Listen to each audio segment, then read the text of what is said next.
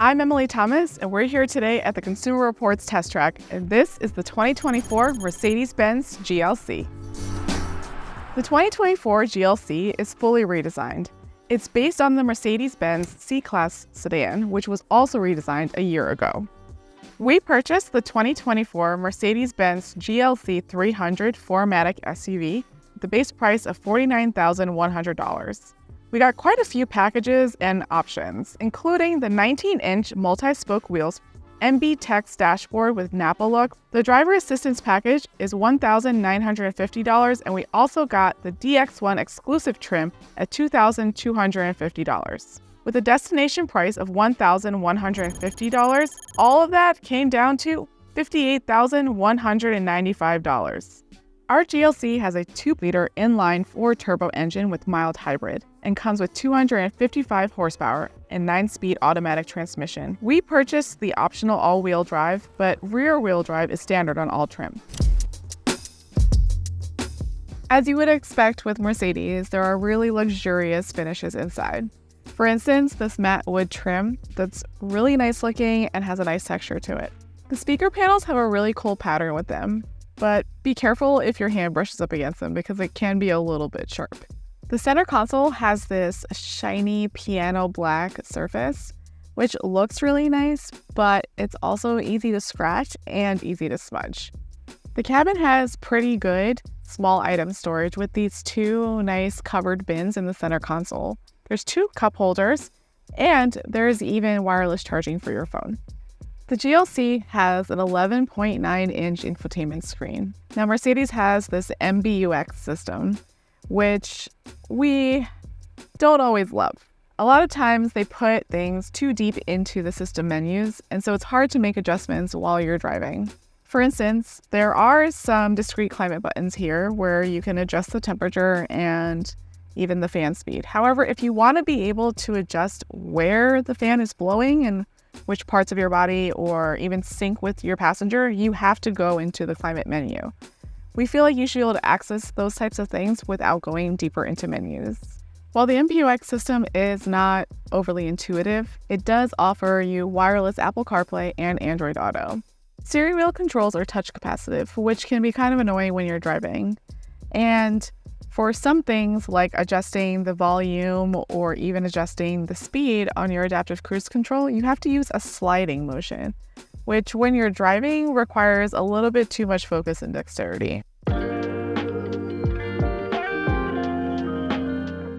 So for driving position, there are a lot of adjustments that are available to you. Like other Mercedes, the way to adjust your seat is found here on the door panel. Unfortunately, these buttons aren't always the most responsive, and so it might take a few extra tries. However, to adjust your lumbar support, that is down here on the side of the seat. The front seats are pretty comfortable and have power adjustments for both the driver and the front passenger. They're also heated, which is a nice plus. I found that I was able to see pretty well. The front windshield is nice and wide, the 8 pillars are not too thick. The rear windshield is pretty big and I'm able to see well out of it. However, the back pillars are pretty wide, so it does make it feel a bit more hampered. The rear seats have generous headroom and leg space. However, you can't recline the seat backs, so you end up sitting kind of upright. The GLC has a power liftgate, and there's this really convenient whole car locking button so that you can lock your whole car when you're done loading or unloading. We found the cargo area to have pretty good space. It's at a good height for easy loading, and it's nice that you can individually fold down the rear seats. There's also really convenient hooks for hanging grocery bags. I also really like when there's some netted side pockets for storing small objects.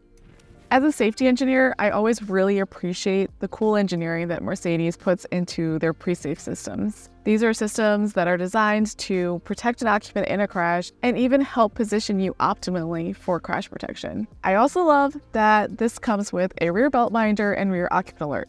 The rear occupant alert is designed to remind you at the end of a trip to check the back seat for anything or anyone that you may have left behind. However, the way that Mercedes designed their rear occupant alert, they've made the timing algorithm just too finicky and it could be improved upon. The GLC comes standard with automatic emergency braking with pedestrian and cyclist detection, automatic emergency braking that operates at highway speeds, blind spot warning, rear cross traffic warning, reverse automatic emergency braking, automatic high beams, and adaptive high beam assist. We also opted for the driver assist package, which gives us lane centering assistance, lane departure warning, lane keeping assistance, and adaptive cruise control. The Insurance Institute for Highway Safety awarded the 2024 GLC with the top safety pick. So now let's talk about the driving. Personally, I wasn't that impressed driving the GLC. It didn't have enough of the power and refinement that I was hoping for.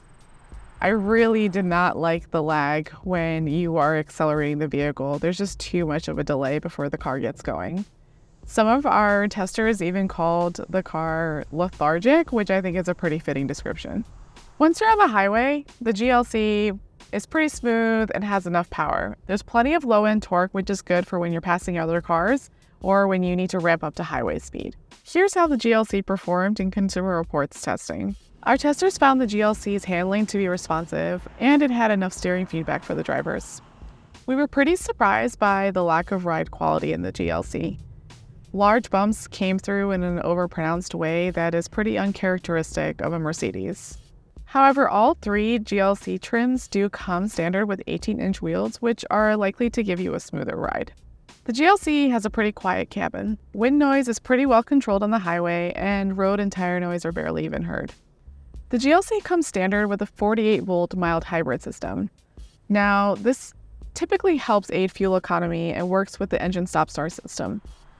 One of the other benefits of a mild hybrid is that you're supposed to get uninterrupted climate control even when the engine does shut off because of the stop-start. However, it's pretty surprising that in this GLC, that's not how the mild hybrid works. When the engine does shut off, the AC tends to ramp down, and so it gets hotter and more humid in the cabin, which is exactly what the mild hybrid is supposed to prevent. If you find this too annoying, you can fortunately turn off the engine stop-start with this really large button that's conveniently placed on the dash. Overall, the GLC is a decent SUV. We found the cabin to be nice and quiet, it has great fuel economy for its segment, and there's plenty of cargo space. However, we think the GLC might be lacking in that ultra luxury and refinement that Mercedes is known for. We think the best version to get is the first tier premium trim. We would also recommend adding on the heated steering wheel and adaptive cruise control. For more on luxury SUVs, visit consumerreports.org.